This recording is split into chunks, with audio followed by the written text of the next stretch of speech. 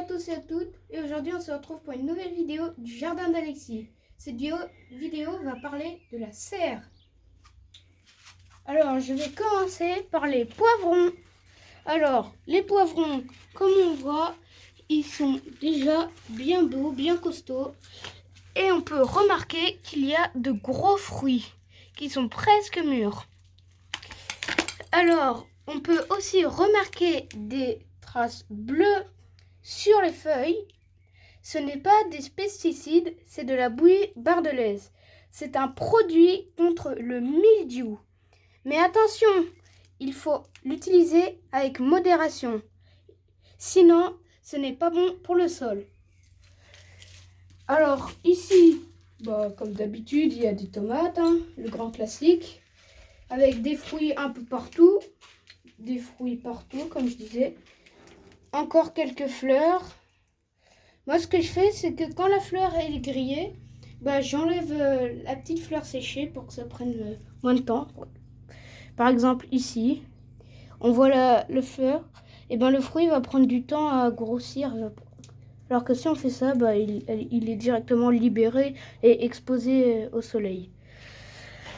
Alors là, il y a le gros fruit de la serre. Ici, un peu partout des tomates, comme d'habitude. Aussi pour nous, ça fait 2 ans qu'on les cultive, les aubergines. On peut voir qu'il y a des grosses feuilles avec des grosses fleurs. Et là, oh miracle! Une larve de coccinelle. Ah, les larves de coccinelle. Comment on a pu avoir ça? Nous, comme on avait plein de pucerons, on a mis plein de coccinelles dans la serre. Si vous voulez les trouver, c'est souvent sur les orties dans les champs. C'est pareil, ici des tomates. Là, il y a un butternut qui court. Encore des plantes, des tomates, par-ci, par-là.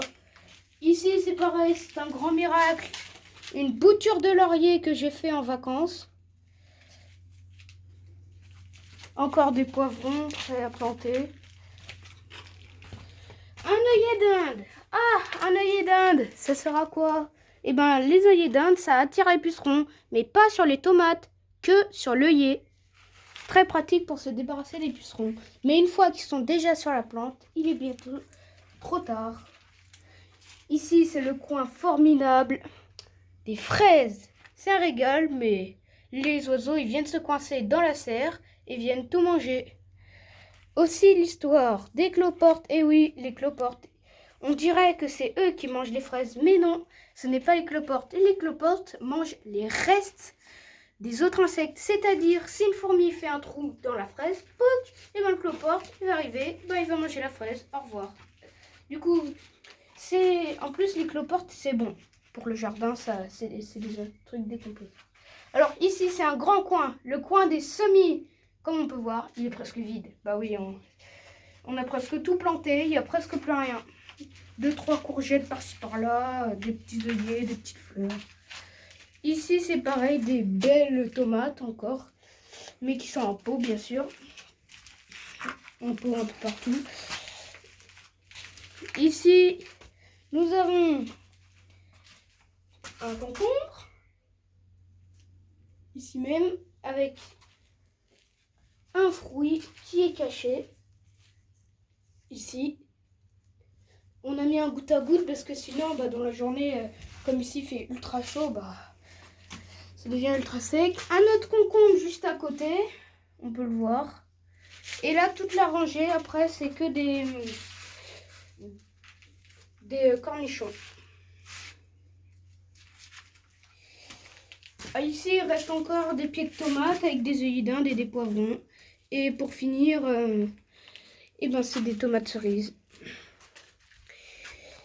Alors, ici, c'est le petit coin tomates et aussi arrosage, parce que c'est là où on prend l'eau pour les plantes. Alors, j'espère que cette vidéo vous sera utile. N'hésitez pas à me poser une question en commentaire. Au revoir!